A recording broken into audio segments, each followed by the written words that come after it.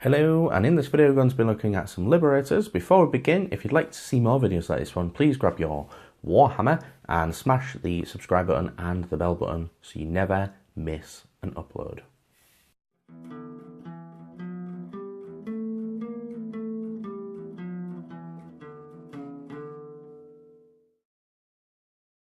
So, we're going to have a look at the Liberators. We'll probably have a little look at the rules. I'm sure I've already reviewed them already. There might have been some changes, but this is the Warscroll you get with the Start Collecting Age of Sigmar Stormcast Eternals box at the better value one anyway. So what we'll do is we'll drag them out. We'll bring them out. So here we have Prime and 4 other Liberators. So still getting the hang of painting them, to be honest, but they're relatively easy to paint. Since I've changed over from my Khorne Bloodbound, or whatever they're called nowadays. So, personally, I do like I believe it's the Hammers of Sigmar scheme, blue and gold. It's pretty classic, and obviously it's almost the inverse of pretty much is an inverse of the good old-fashioned Ultramarines. So these are pretty cool models. For beginners, easy to build, yes. Easy to paint, yes, pretty much. I mean, obviously, I've still murdered them in places, but that's just how I paint. So, have a quick glance at them. So, some of these have been done in different batches. They're not entirely uniform as such. Like I said, I'm still getting the hang of it, but I think they're acceptable. So, they lend well to a dry brush. Now, again, people may be screaming, going, you shouldn't be dry brushing and blah, blah, blah. But for speed and efficiency, they worked pretty well.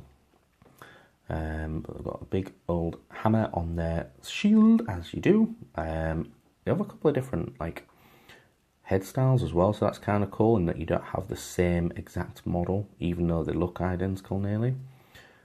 Which pretty much in that respect is a bit like Space Marines. In the Warhammer How to Paint, they do pink, but I just left it gold. I actually like it like that, to be honest. And they've got a little sword on them as well, which is neat. And obviously they've got the shield, so we'll have a quick glance at the other one. So this one's got pretty much the same, let's have a look, pretty much the same head as him. He's got his hand down and his shield's there. Yeah, pretty cool. Tooting your own horn there. So this guy's got a bit of a spikier head than the other one. He's got a pointier spike. I don't know if that means that you're higher up in the Stormcast Eternals ranks, but he's got a spiky head. Yeah, I mean, I don't know what else I can say about the paint scheme on these. They are pretty simple to do. Pretty simple. So they are fun to do. And here we have the Prime. Probably not my best paint job in the world. And I probably could do something with a lion. I don't know what to do with him, to be honest. Maybe I should have done something with his knee. I mean, I could go back round and do it. Whether I will is a different story. But yeah, this one's kind of cool because, like I say, he's got his line on his shoulder pad. He's obviously got his hammer a lot higher, and he's got this little double-tailed comet thing, and his shield's a bit more ornate, if that is even a word that I can use in this respect. He's also got a bit more of a cape, so Liberator Prime is kind of cool. So we'll have a quick little look at the rules for them. We'll zoom back in, if that's it, yeah. But again, yeah, so I suppose principally on the painting side, I mean, that one does stand out a bit more than the others, but he does blend in a bigger unit or amongst the rest of the army. I'll just pick him out first to die.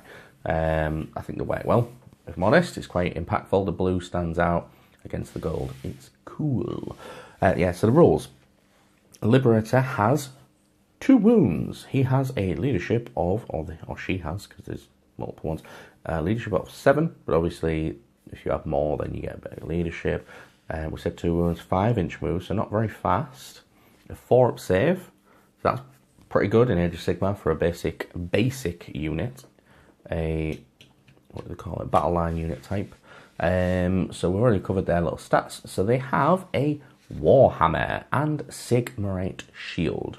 So you can have other options. You can have a Grand Hammer, and you can give them swords, I think, but the ones that came in this one don't. So we'll read their rules in a minute. So the Warhammer itself has a 1-inch range, so you literally have to be like this to get the 1 inch base, basically, ironically. It has 2 attacks apiece, so you've got 2, 4, 6, 8, 10. With the exception of, you can add 1 to the Liberator Prime, so instead of 10 attacks, you've got 11 attacks with him. They hit on a 4+, so. They wound on a 3, which is good. So you're probably likely to get 5 attacks through, and more than most of them are going to wound. There's no rend, but it is 1 damage. The good thing about them is that you can reroll save rolls of 1. Rerolls, Nicholas. You can reroll save rolls of 1 for attacks that target this unit if any of the models from this unit are carrying Sigmar shields. So you could have one guy with a shield right at the back. And you could reroll 1s for him, for the full unit, which, yeah, because it does say, right, sorry, I'll bring it up so you can see it. It does say on here, which they might have changed it since then, you can reroll save rolls of 1 for attacks that target this unit if any models from this unit are carrying Sigmar shields. So you could have it slightly different, and have them with the swords and the other bits, and just have 1 guy or maybe 2 lone guys in the back with a shield and just reroll 1s for all of them, which is cool. Bit underhanded, but you know, the rule's there, you can abuse it. So yeah, so this is kind of like the whole Liberator video. Obviously, ways to buff them is to have this guy around. Obviously, you can do, if he's your general, you can have the make him fight harder and stuff, and he can heal them. You can heal D3 wounds on the unit, so you can keep them going a lot longer. I think that's where I'm going to end the video. It's going to be a quick video, obviously. So let me know what you think of the paint scheme. So this would have been in an earlier video, sorry. Let me know what you think of the colour scheme, what you think I've done wrong, tips for the future, because I've still got other models to paint. Obviously I've got to fix the base and put some grass on it, but other than that, it's pretty cool, I think. Yes, I've already said ask for comments, so we'll just wrap it up there before I go on and on and on and on and on. Thank you.